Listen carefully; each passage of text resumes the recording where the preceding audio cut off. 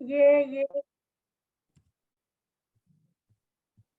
बुद्ध ये स्वयं प्रयत्न से अपार अपने प्रयत्न से प्राप्त की गई एक अवस्था है जो सिद्धार्थ गौतम इन्होंने 6-7 साल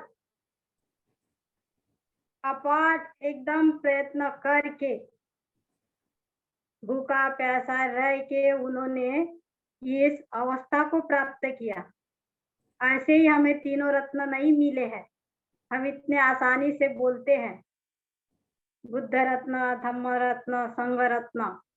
सबसे मेन भगवान बुद्ध ने तीनों रत्नों को रखा है क्योंकि ये तीनों रत्नों ही हमारा उद्धार करने वाले हैं, हमारा कल्याण करने वाले हैं। हमें मध्यम मार्ग जो भगवान बुद्ध ने बताया है, वो मध्यम मार्ग क्या होता है, इसका साक्षात्कार करने वाले ये तीनों रत्न हैं। इसीलिए सर्वश्रेष्ठ सबसे पहले हम तीन रत्न कहते हैं, क्योंकि जब हम अपने वाणी से तीनों रत्नों का उच्चारण करते, स्मरण करते, अनुसरण करते हैं, उससे ही हमें हमारे मन को प्रेरणा मिलती है आगे बढ़ने के लिए।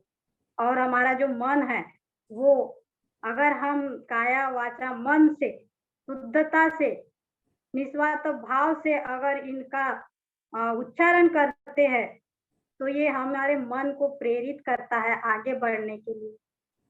अब बुद्ध ने सिद्धार्थ ने बुद्ध बनने के लिए, अभी आप पढ़ते भी है, सुनते भी है, कितना बार आपने सुना है और कितना बार पढ़ा भी होगा कि बुद्ध ने मतलब कितने साल अपने ऊपर कार्य करके जो जो उनको बताया गया वो सब का साक्षात्कार किया उन्होंने। और कुछ नहीं मिलने के बाद उन्होंने स्वयं प्रयत्न से जो दुख है, तो मनुष्य दुखी है उसका कारण क्या है और वो किस चीज से उत्पन्न होता है और वो उसका निवारण क्या है और वो किस चीज से नष्ट होता है। तो इसका जो भगवान बुद्ध ने साक्षात्कार किया स्वयं प्रयत्न से, तब वो बुद्ध बने। तो बुद्ध यानी क्या होता है कि अपन बोलते हैं कि आहत सम्यक संबुद्ध, मतलब आहत मतलब अपने शत्रुओं का नाश करने वाले। अपने अंदर के उन्होंने संपूर्ण जो भी शत्रु है, जो काम वासना है, लोभ, द्वेष, मोह, अहंकार, मतलब जो हर इंसान के अंदर रहता है, तो वो उनके अंदर भी था और इसके कारण उन्होंने कितने जन्म लिए ये भी हम जानते हैं।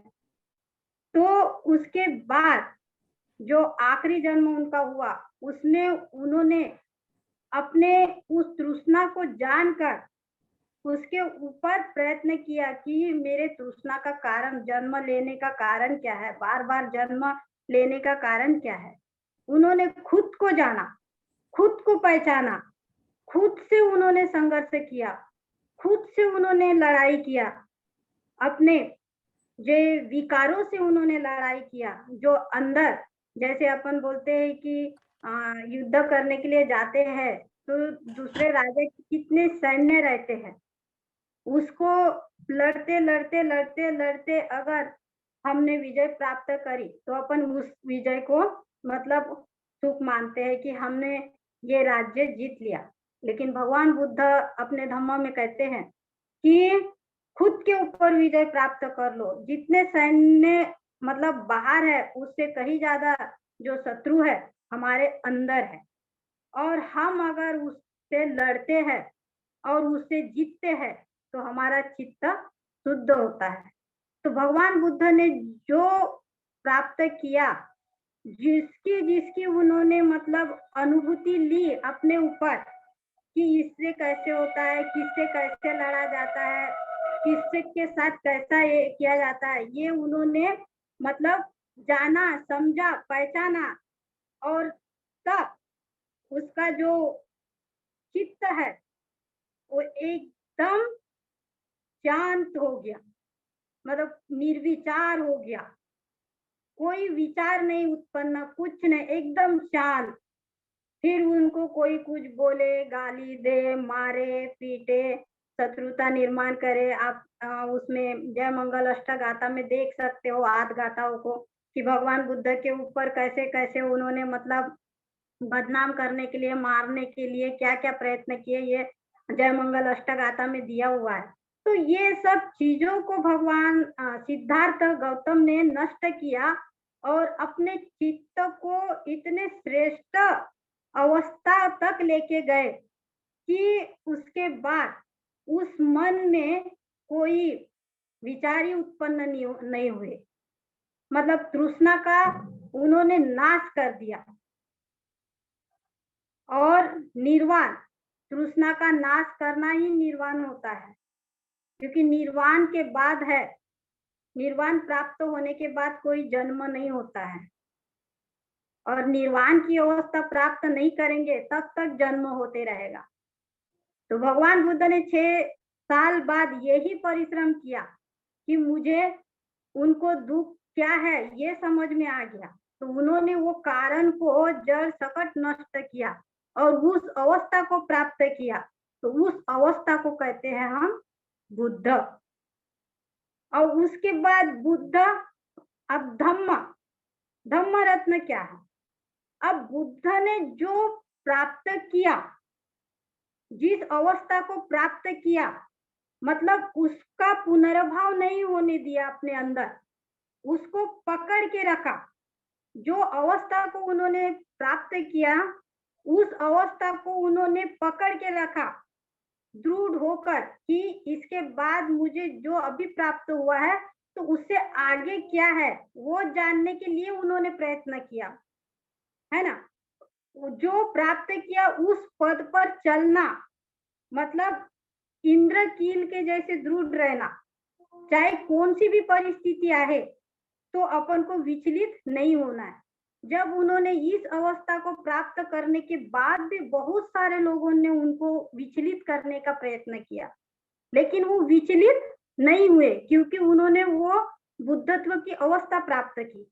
और वो बुद्ध की अवस्था प्राप्त करने के बाद उन्होंने उसको पकड़ कर रख कर उसके ऊपर और अनुभव किया कि इसका आगे हम और क्या कर सकते। तो उनको क्या मिला, जो ज्ञान मिला उनको उन्होंने अपने अंदर विकसित किया और वही धम्म के मार्ग पर, शिक्षाओं के मार्ग पर लोगों को दिया। मतलब वो जो शिक्षा उन्होंने दी उसको धम्म कहलाया, वो धम्म कहलाया। अब आते हैं हम संघ। अब जो धम्म, जो शिक्षाएं उन्होंने जिनको दी, तो वो जो उनके शिष्य बने और वो शिष्य बनने के बाद उन्होंने भी जो भगवान बुद्ध के शिक्षाओं का अनुसरण किया, जाना, पहचाना और उसका अनुभव किया, वो भी उस अवस्था को प्राप्त हो गए और उन्होंने धम्म का प्रचार प्रसार करने के लिए अपना जीवन समर्पित कर दिया। मतलब बुद्ध को और धम्म को जोड़ के रखना और उसका प्रचार प्रसार करना, ये हुआ संघ रत्न। मतलब ये अभी तीनों रत्नों से फिर हम, अब इसको हम अपने जितना चिंतन है, आप जितना मतलब समझ पा रहे हो उसके आधार से आप अपने चिंतन के अनुसार उसका आकलन कर सकते हो और उसको समझ के आगे बढ़ सकते हो। अब इसके बाद हम आते हैं शरण गमन। बुद्धं शरणं गच्छामि, धम्मं शरणं गच्छामि, संघं शरणं गच्छामि। अब हम जो बुद्ध है, जो हमारा मार्गदाता है, हमें नया आग देने वाला है, जो हमारे अंदर की जो अवगुण है, विकार है, जो दुख है, जो रोग है, उसको नष्ट करने वाली ऐसे बुद्ध की जो शरण है, उस शरण को जिससे हम हमारा भी कल्याण, जिस बुद्ध की शरण में जाने से हमारा कल्याण हो सकता है, हमारा एक नया जन्म हो सकता है, एक हमें जीने का, सुखी जीवन जीने का मार्ग मिलता है। ऐसे बुद्ध के शरण हम जा रहे हैं, है ना? तो और जो बुद्ध ने हमें धम्म दिया है, धम्मं शरणं गच्छामि, तो वो एक ऐसा धम्म है जो एक हमें दुखों से मुक्त करने वाला है, हमें एक नया आग देने वाला है, जो हमारे बुद्धि का विकास करने वाला है, जो हमारे चित्त को विकारों से मुक्त करने वाला है, हमारे इंद्रियों को अपने वश में करने वाला है। और ये सब कैसे करते, इसकी शिक्षा देने वाला जो धम्म है, ऐसे धम्म को हम शरण जाते, ताकि धम्म के शरण में जाके उनका अनुसरण करके उसके आचरण से हम अपने आप को उस अनुसार मतलब ढालने का प्रयत्न कर सके, ऐसे धम्म के शरण हम जाते हैं। अब संग, तो ये संग क्या है? जो भगवान बुद्ध ने निर्माण किया है संग, वो संग के सानिध्य में रह के ही, जो सत्पुरुषों के संग में रह के ही हमारा कल्याण होने वाला है। जो कल्याण मित्रों के संगति से हमें वो दुख से कैसे मुक्त हो सकते हैं, ये मार्गदर्शन मिलता है, और वही मार्गदर्शन से हम आगे बढ़ सकते हैं, और हम इतने योग्य बन सकते हैं कि हम मान सम्मान करने लायक बन सकते हैं, हाथ जोड़ने लायक बन सकते हैं। हाँ, हमारा जो एक क्या बोलते हैं उसको, एक आदर्श व्यक्ति बन सकते हैं। जैसे बुद्ध है, वैसे अगर उनके संग का अनुसरण करते हुए, संग के सानिध्य में रहते हुए अगर हम अपना उनके साथ में रहते हुए हम विकास कर सकते हैं, तो हम जो भगवान बुद्ध का संग है उसमें जो दिया गया है उस लायक हम बन सकते हैं। तो ऐसे संग के शरण हम जाते हैं। ये हो गया मतलब शरण गमन। अगर हम अपने बुद्धि से अगर जो हम आचरण कर रहे हैं, ध्यान कर रहे हैं, जैसा आनापान सती कर रहे हैं, तो आनापान सती करने के पहले भी और हमें ये पढ़ने के पहले भी हमें सुनना बहुत जरूरी है। जब तक हम सुनेंगे नहीं, तब तक हमारे अंदर श्रद्धा उतनी जागृत नहीं होगी, क्योंकि सुनने से ही श्रद्धा जागृत होती है और अपन वो चीज को जानने का, समझने का प्रयत्न करते हैं। और जानने समझने से अगर हमको उसमें और अच्छा लगने लगा, तो हम उसको और गहराई से पढ़ने का, जानने का, समझने का प्रयत्न करते हैं। तो ये हम जैसा उतना तो अपन को उतना नहीं आता, लेकिन हम जितना आचरण कर रहे हैं उनके अनुसार अगर हम चिंतन कर रहे हैं, जैसे हमारे धम्माचार्य नागरत्न जी बोलते हैं कि चिंतन बहुत जरूरी है। तो जो चिंतन में अपने बुद्धि से जो निकलता है, जो हम बुद्ध के शिक्षाओं का अनुसरण करते हैं, आचरण करते हैं, और उससे हमारे जो विचार निकलते हैं, हम उसके लिए जो तर्क लगा सकते हैं, जिससे हम अपना जीवन और आगे सुखी कर सकते हैं। तो उस हिसाब से बुद्ध ने धम्म में वही, धम्म वही है, अनुभव है कि तुम क्या अनुभव शेयर करते हो, मतलब अनुभव करते हो उससे जो अनुभव मिलता है वही बुद्ध का धम्म है। और संघ में रह के, जैसा अभी ये दिल्ली केंद्र है, ये एक संघ है हमारा, इस संघ के सानिध्य में रह के भी हमारा विकास हो ही रहा है। हम अच्छे से बोलने लायक बन रहे हैं, अच्छे से सुनने लायक बन रहे हैं, एक अच्छी वंदना करने के लायक बन रहे हैं।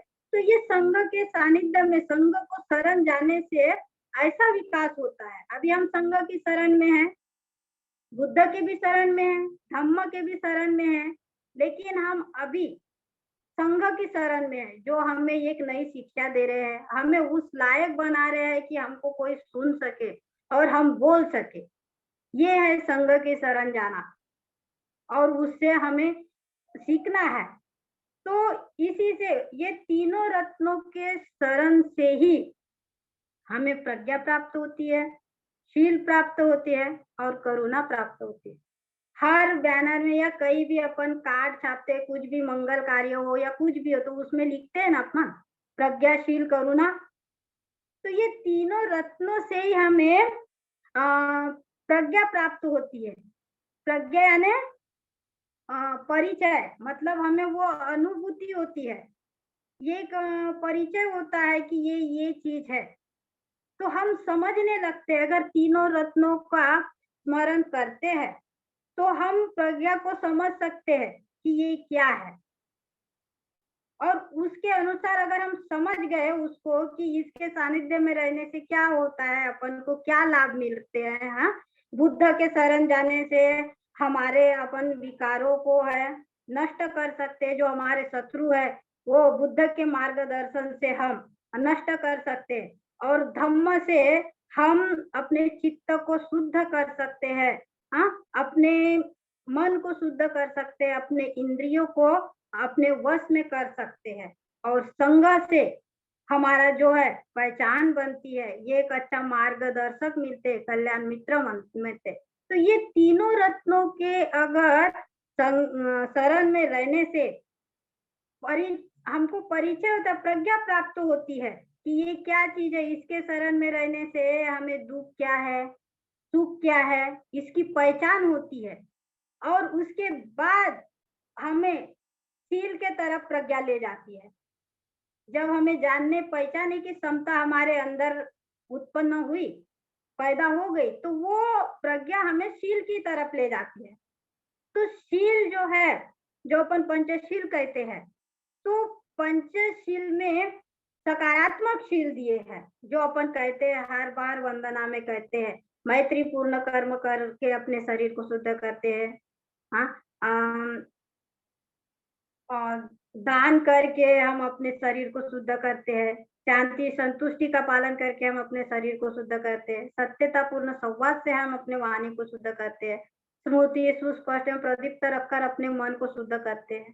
तो ये जो सकारात्मक शील है, तो ये हमारे मन को एकदम सकारात्मक बनाता है, पॉजिटिव बनाता है। जो नकारात्मक विचार रहते हैं उनको निकाल के हमारे अंदर जो सकारात्मक शील उत्पन्न करते, जैसे पंचशील पानातिपाता वेरमणि शिक्खापदम समादियामि, अदीन्न दाना वेरमणि शिक्खापदम समादियामि, कामे सुमेचाचार वेरमणि शिक्खापदम समादियामि, मुसावाद वेरमणि शिक्खापदम समादियामि, सूरा मेरय मध्य प्रमादठान वेरमणि शिक्खापदम समादियामि। तो ये नहीं करना है, तो हमें सकारात्मक शील कर देना है कि नहीं। अगर अपने अंदर हत्या करने की भावना निर्माण हुई, तो उसके पीछे कारण क्या है, हमारे अंदर द्वेष जागृत हुआ।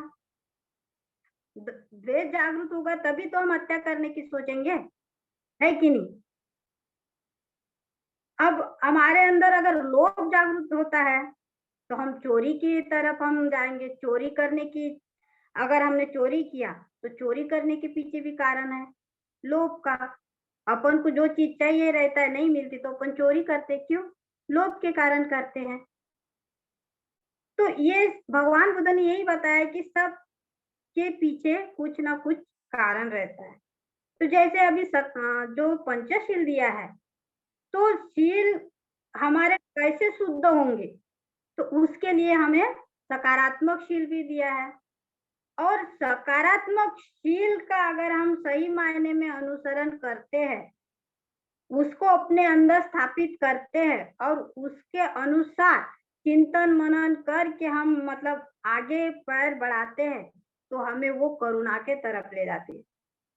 करुणा से फिर दया निर्माण होगी हमारे अंदर, जो भी है जिसको भी देखे तो दया उत्पन्न हो जाएगी। तो दया से फिर हमारे अंदर क्या होगी, मैत्री उत्पन्न होगी।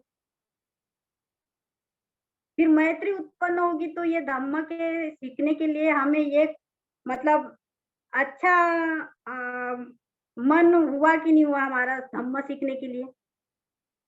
तो इसीलिए ये तीनों रत्न है, तीनों शरण है, ये धम्म का मजबूत मतलब फाउंडेशन है।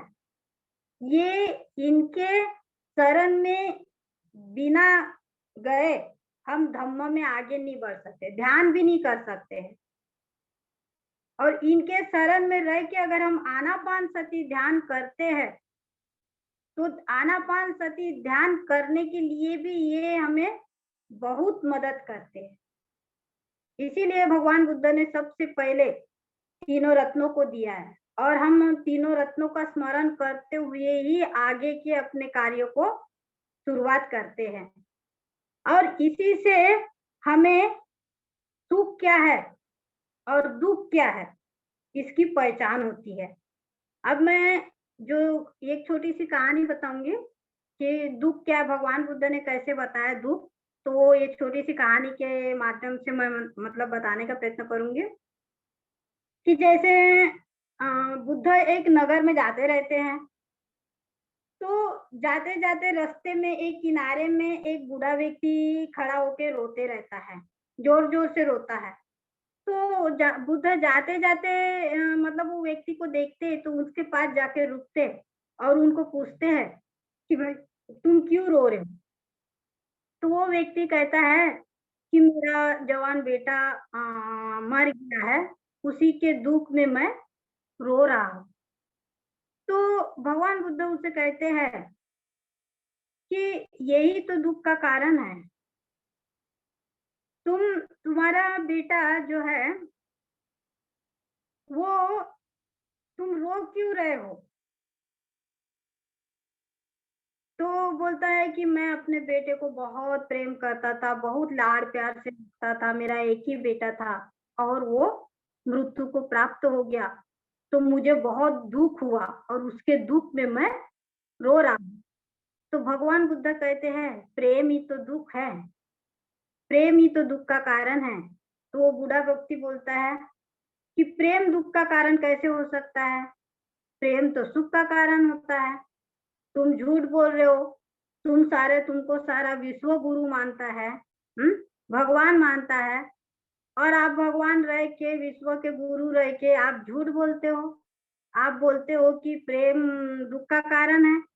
भगवान बुद्ध ने 2-3 बार उनको कहा कि प्रेम ही दुःख का कारण है और वो बूढ़ा व्यक्ति कहता गया कि प्रेम ही सुख का कारण है।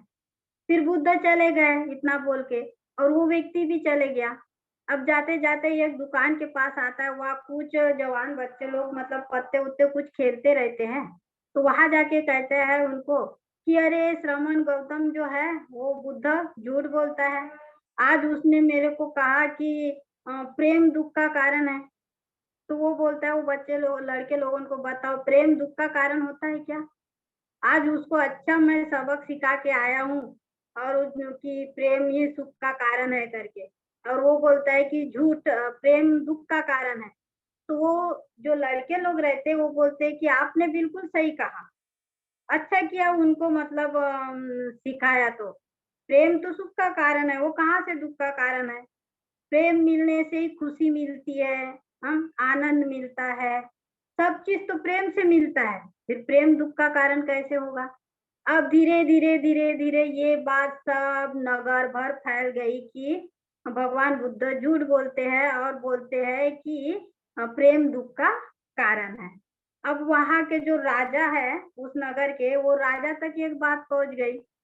तो राजा भी बोलता है कि कैसा है, इसको सब भगवान मानते हैं और ये बोलता है कि प्रेम दुःख का कारण है। प्रेम में ही तो दुनिया पूरी ये हुई है, गुथी हुई है, ये कैसे बोलता है? लेकिन जो रानी थी, उसकी बुद्ध के ऊपर बड़ी श्रद्धा थी। वो बुद्ध को बहुत मानती थी। तो वो मन में बोलती राजा उसके पास जाके कहता है कि क्या है वो बुद्ध, झूठ बोलता है, प्रेम में सारा संसार आसक्त है, खुश है, सुखी है और वो कहता है कि प्रेम ही दुःख का कारण है। कैसे जाएँगे लोग, कैसे मानेंगे उनका बात? ऐसे। तो रानी अपने मन में सोचती है कि बुद्ध तो झूठ नहीं बोल सकते। अगर बुद्ध ने ये बात कही है, तो कुछ ना कुछ कारण होगा। वो अपने मन से ही बात करती है। फिर अपने सेनापति से बोलती है कि तुम जाओ बुद्ध से मतलब पूछ के आओ कि बुद्ध ने ऐसा क्यों कहा? इसके पीछे का कारण क्या है? तो वो सेनापति बुद्ध के पास जाता है, बुद्ध को वंदन वगैरह करके उसको पूछता है कि भगवान आपने प्रेम दुःख का कारण क्यों कहा है? प्रेम ही तो सुख का कारण है, सारी दुनिया प्रेम में आसक्त है। तो भगवान बुद्ध क्या बोलते हैं कि तुम कोई लड़का है? तो बोलता है हाँ है। आप अपने बच्चे को कितना प्यार करते हो? तो बोलता है भगवान मैं बहुत प्यार करता हूँ। अगर तुम्हारे बच्चे को कुछ हो जाए तो तुम्हें क्या होगा? तो बोलता है मेरे को दुःख होगा भगवान, मेरे को बहुत तकलीफ होगी। अगर वही मतलब पीड़ा दूसरे बच्चों को होगी, तो क्या तुम्हें तकलीफ होगी उतनी? नहीं होगी भगवान, उतनी तकलीफ नहीं होगी, क्योंकि मैं उनके बारे में उतना नहीं सोचता हूँ जितना अपने बच्चे को बारे में सोचता हूँ, जितना अपने बच्चे को प्यार करता हूँ, उतना उनके बारे में नहीं सोचता, इसीलिए उनके कुछ भी हो जाएगा तो मेरे को दुःख तकलीफ नहीं होगा। तो भगवान बुद्ध उसको कहते हैं कि जो हमें प्रिय रहता है, जिससे हम सबसे ज़्यादा प्यार करते हैं, वही अगर हमसे बिछड़ जाए, तो हमें क्या होता है? दुःख होता है। कोई अप्रिय व्यक्ति जो हमें प्रिय नहीं है और वो हमारे सामने आ गया, तो हमें क्या होता है? दुःख होता है। और बहुत सारे कारण बुद्ध ने ऐसे उनको बताए कि जो प्रेम से जुड़े हुए हैं, जो जिससे दुःख मिलता है। तो सारी बातें जो है बुद्ध उनको बताते हैं। अगर सोचो कि तुम्हारा घर अगर जल रहा है, तो तुम्हें दुःख होगा कि सुख होगा? तो बोलता है भगवान दुःख होगा। और दूसरे का घर जलेगा तो बोलता है भगवान जितना मेरा घर जलेगा उतना दुःख होगा, उतना दूसरे का घर जलेगा तो दुःख नहीं होगा। तो भगवान बुद्ध यही कहते हैं कि हम जिससे सबसे ज़्यादा प्रेम करते हैं, वही हमारे दुःख का कारण बनता है। तो वो जाता है, समझ जाता है पूरी बात भगवान बुद्ध की और जाता है और रानी को कहता है कि रानी, रानी भगवान बुद्ध से मैंने ऐसे पूछा तो उन्होंने ऐसे-ऐसे बात बताया। अब रानी समझ जाती है और राजा के पास जाती है। तो राजा को बोलती है कि राजा आप मुझे कितना प्रेम करते हो? तो राजा बोलता है मैं आपसे बहुत ज़्यादा प्रेम करता हूँ। अगर मुझे कुछ हो गया, तो राजा बोलता है कि अरे ऐसी गलत बातें मत बोलो, शुभ-शुभ बातें बोलो, मृत्यु का नाम मत लो। तो रानी बोलती है अगर मैं मर गई तो? तो राजा बोलते हैं आप मर जाओगे तो मैं क्या करूँगा? मुझे बहुत दुःख होगा, बहुत तकलीफ होगी, मैं कुछ भी नहीं कर पाऊँगा, मैं भी मर जाऊँगा। तो रानी क्या कहती है यही तो बुद्ध बताना चाहते हैं कि हम जिससे ज़्यादा प्रेम करते हैं, वही हमसे अगर बिछड़ जाए, कहीं छूट जाए या हमसे ना मिले या कुछ भी कारण हो, तो वो दुःख का कारण बनता है।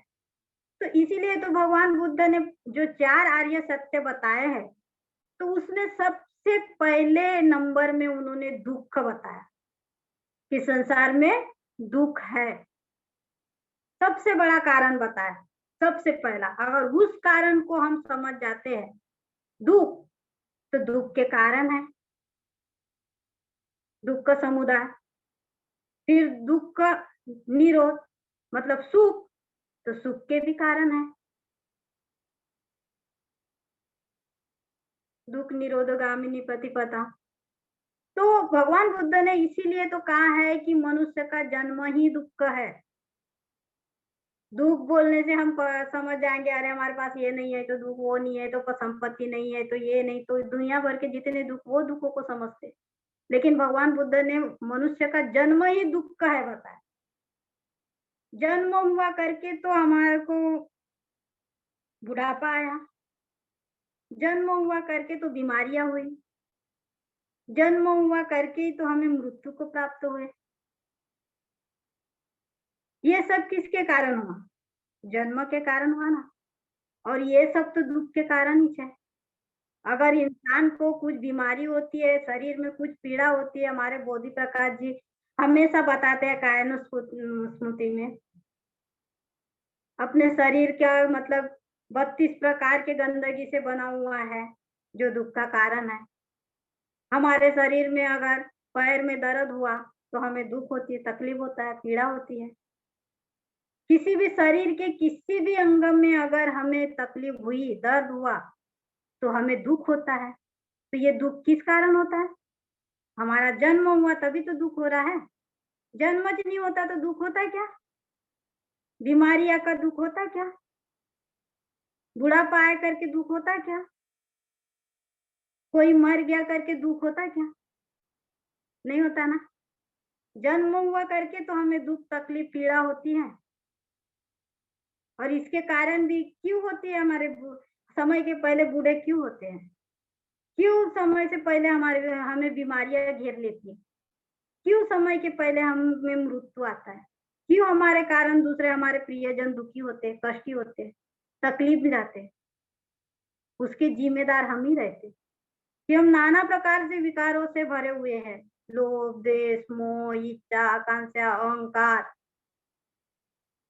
काम वासना, व्यभिचार, नशीले चीजों का सेवन करना, कुदृष्टि, कुविचार, कुसंगति। इसी के कारण से तो समय से पहले सब चीजें हमारे साथ घटती है जो दुख का कारण बनती है। और क्यों होती है? जन्म के कारण होती है। और अगर हम ये तीनों रत्नों के सानिध्य में रह के अगर हम प्रज्ञा से देखने का काम करते हैं, समझने का काम करते हैं, तो हमें वो दुख निरोध का मार्ग मिल जाएगा कि हम इससे कैसे मुक्त हो सकते हैं, कैसे दूर हो सकते हैं। फिर इसमें आते हैं सकारात्मक शील। सकारात्मक शील का अवलंबन करने से हमें निरोध का मार्ग मिलेगा कि हम कैसे इससे छुटकारा पा सकते हैं। और उसके बाद अगर सकारात्मक शील का हमें जो दवाई मिल गई उससे निरोध की, दुख तो है, बीमारी तो हुई है, अब बीमारी की दवा मिल गई है, तो वो दवाई का सही मात्रा में सही समय से अगर हम सेवन करते हैं तो जड़ से हम मिटाने का भी काम, मतलब वो दवाई काम करेगी। तो फिर हमारे अंदर मैत्री का विकास हो जाएगा और मैत्री से फिर हमें अष्टांगिक मार्ग का अवलोकन होने लगेगा।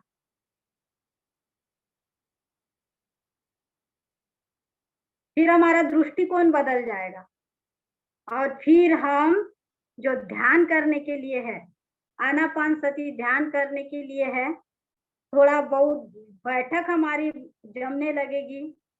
और वो बैठक मतलब इतनी अच्छी बनेगी आपकी, क्योंकि आपका जो बीमारी का है, बीमारी की जड़ पता चल गई और बीमारी किस किस कारण हो गई हुई थी उसका पता चल गया।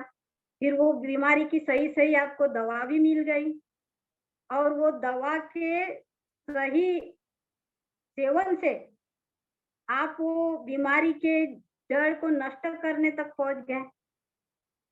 तो आप ये अपने अंदर नया ऊर्जा, एक अपने शरीर को स्वस्थ महसूस करोगे कि नहीं? और शरीर स्वस्थ हो जाएगा, मन स्वस्थ हो जाएगा, तो आपका मतलब जो अ, अलग ही टाइप का आपका एक नेचर बनेगा। और वही आप फिर बताओगे कि फिर उससे आपका देखने का दृष्टिकोण बदल जाएगा, तो उसमें फिर समता, स्वतंत्रता, बंधुता, न्याय, मैत्री भावना ये सब आपके अंदर विकसित होते जाएगा।